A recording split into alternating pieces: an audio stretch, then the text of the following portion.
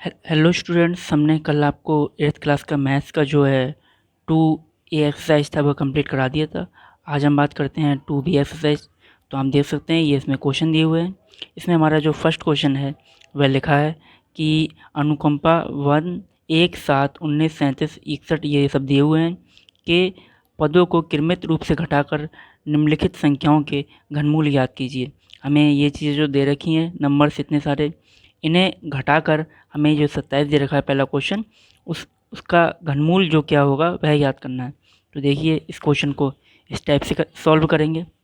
हमने सबसे पहले यहाँ पर क्वेश्चन नोट किया हुआ है, ये आप देख सकते हैं। अब जो हमें संख्या दे रखी है, देखिए पहले एक दिया हुआ है, फिर 7 दिया हुआ है, फिर 19 दिया हुआ है, फिर 37 दिया हुआ है, फिर 61 दिया हुआ है, फिर 91 दिया हुआ है, फिर 127 दिया हुआ है। इसी प्रकार आगे दिया हुआ है।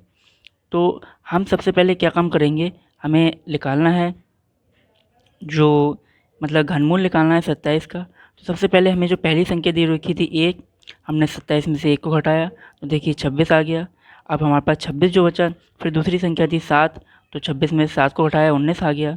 अब जो तीसरी संख्या है 19, 19 में से 19 घटाया है 0। तो जहाँ ये घटाकर अगर 0 आ जाए तो यहीं तक हमें घटाना है।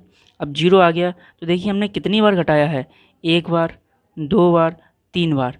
तो अब जो अगर हम 27 के घनमूल की बात करें, ये घनमूल का साइन है क्यू अंडर रूट 27 की बात करें तो देखिए 1, 2, 3, 3 बार हमने घटाया है, तो इसका आंसर 3 ही होगा। इसी प्रकार देखिए दूसरा क्वेश्चन जो दिया हुआ है ये है, इसमें 729 दिया हुआ है, तो इसे भी हमें घटाकर जो संख्याएं दे रखी हैं उन्हें घटाकर घनमूल निकालना है। सबसे पहले हमने 729 लिखा है, पहली संख्या हमारी 1 थी तो 1 घटाया है, ये एक 728 आ गया। फिर 7 घटाया है, 721 आया है।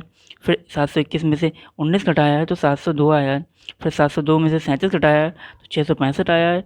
फिर इसी प्रकार 61 घटाया है, 91 घटाया है, 127 घटाया है, और हमारे पास जो 217 बचा है तो 217 में से 217 घटाया है तो 0 आ गया है। अब हमें यहीं तक रोक देना है जहाँ हमारा 0 आ जाता है। तो देखिए हमने कितनी बार घटाया, यहाँ पर 1 बार, 2 बार, 3 बार, 4 बार, 5 बार, 6 बार, 7 बार, 8 बार, 9 बार। तो अतः हम 729 के घनमूल की बात करें तो जितनी बार घटाया है 9, तो 9 ही इसका आंसर है। जो 729 है इसका अगर आप घनमूल निकालेंगे तो वह 9 ही आएगा। ये हमारी घटाकर घनमूल निकालने की विधि है। मैंने फर्स्ट क्वेश्चन करा दिया है। अब आप सेकंड क्वेश्चन देखिए, क्या दिया हुआ है, क्या निम्न संख्याएं पूर्ण घन है। हमें ये निकालना है कि ये संख्याएं पूर्ण घन है या नहीं है। तो दूसरा क्वेश्चन मैंने नोट किया हुआ है, ये देखिए क्या संख्याएं पूर्णघन हैं। तो पूर्णघन के लिए क्या करते हैं, हम जो भी संख्या दे रखी होती है उसका एलसीएम निकालते हैं और 3, 3 के जोड़े देखते हैं। अगर 3, 3 के जोड़े बन जाते हैं तो वह संख्या पूर्णघन होती है, और 3, 3 के जोड़े नहीं बनते हैं तो वह संख्या पूर्णघन नहीं होती है। देखिए पहला क्वेश्चन दूसरे का 130 दिया हुआ है, हम इसे 2 से भाग करेंगे तो डिवाइड आएगा, वो 65 आएगा। फिर 5 से किया है तो 13 आएगा, फिर 13 से किया है। तो देखिए ना तो यहाँ पर 2 का 3 जोड़े बन रहा, मतलब 3 का जोड़ा बन रहा है, ना 5 का 3 का जोड़ा बन रहा है, ना 13 का। तो अतः ये जो 130 है वह पूर्ण घन नहीं है। इसी प्रकार का दूसरा क्वेश्चन करेंगे, अगर उसमें 3, 3 का जोड़ा बन रहा है तो वह संख्या पूर्ण घन हो जाएगी, नहीं बन रहा है तो नहीं होगी।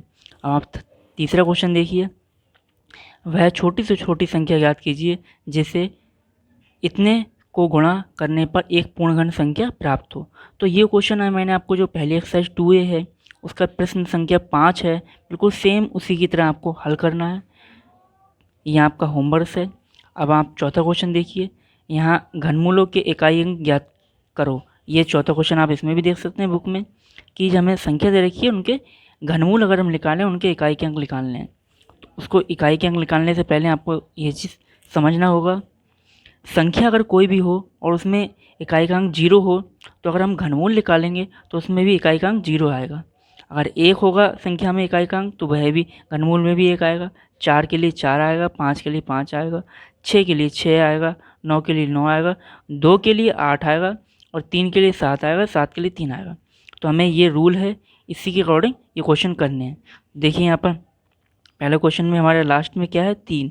तो 3 के लिए हमने क्या लिखा हुआ है, 3 के लिए जो अगर घनमूल निकालेंगे उसका इकाई का अंक 7 आएगा, तो 7 ही आपका ये आंसर है। अब इसी प्रकार देखिए यहाँ 7 लिखा हुआ है। अब 7 के लिए हमने क्या लिखा हुआ है, 7 के लिए 3 लिखा हुआ है, तो इसका जो आंसर होगा वह 3 आएगा। इसी प्रकार 5 के लिए हमने देखिए 5 ही लिखा हुआ है, तो इसका आंसर 5 आएगा। यहाँ पर 6 के चौथे के लिए देखिए 6 है लास्ट में इकाई का अंक, तो 6 के लिए हमने 6 ही है, तो इसका अगर हम घनमूल निकालेंगे तो वह भी 6 आएगा। यही आपका आंसर है। अब हम बात करते हैं आपके अगले क्वेश्चन की। तो अगले क्वेश्चन में देखिए जो आपका क्वेश्चन है वह है 7वां क्वेश्चन। इसमें लिखा हुआ है कि अभाज्य गुणनखंड विधि द्वारा घनमूल निकालो। मतलब अभाज्य गुणनखंड विधि मैंने आपको बता रखी है, एलसीएम निकालिए और उस विधि द्वारा घनमूल निकालना होता है। तो 7वां क्वेश्चन जिस तरीके से 8वां क्वेश्चन है इसमें माइनस लगा हुआ है, तो मैं ये जो 8वां क्वेश्चन करके दिखा देता हूँ आपको। 7वां क्वेश्चन भी जिस प्रकार 8वां क्वेश्चन है उसी प्रकार आपको हल करना है। तो 8वें क्वेश्चन में भी घनमूल ही निकालना है। हमें माइनस लिखा हुआ है, पहले हमने ये 35,937 लिख लिया है। यहाँ पर फिर से 3 से भाग किया है तो हमारे पास ये संख्या आ गई है। फिर 3 से किया है, ये आ गया है। फिर 3 से किया है तो ये आ गया है। फिर 11 से किया है तो यह 121 आ गया। फिर 11 से किया है 11 आ गया। फिर 11 से किया 1 आ गया। तो अब देखिए यहाँ पर हमारे पास जोड़े कितने बन रहे हैं, 3-3 के। एक 3-3 का जोड़ा ये बन रहा है और एक 11-11 का जोड़ा ये बन रहा है। ये हमने यहाँ पर नोट कर रखा है। माइनस यहाँ लगा है तो माइनस हमने यहाँ भी लगा दिया है। 3-3 का देखिए एक ही जोड़ा बन रहा है, 11-11 का भी एक जोड़ा बन रहा है। तो 3-3 के जो जोड़े हैं उनको सिर्फ एक बार लिखेंगे। 3 मतलब 3 का जो जोड़ा है एक, उसे सिर्फ एक बार लिखेंगे। इसी प्रकार 11 का जो एक जोड़ा है उसे 11 को भी एक बार लिखेंगे। 3 की 11 से गुणा कर देंगे तो 33 हो जाएगा। यही आपका आंसर है। और जो आपके लास्ट के जो एक्सरसाइज के क्वेश्चन हैं उनमें भी देखिए सभी में घनमूल ही निकालना है। तो जिस प्रकार ये मैंने आपको एलसीएम विधि, अभाज्य गुणनखंड विधि बताई है, उसी प्रकार आपको ये सारे क्वेश्चन सॉल्व करने हैं।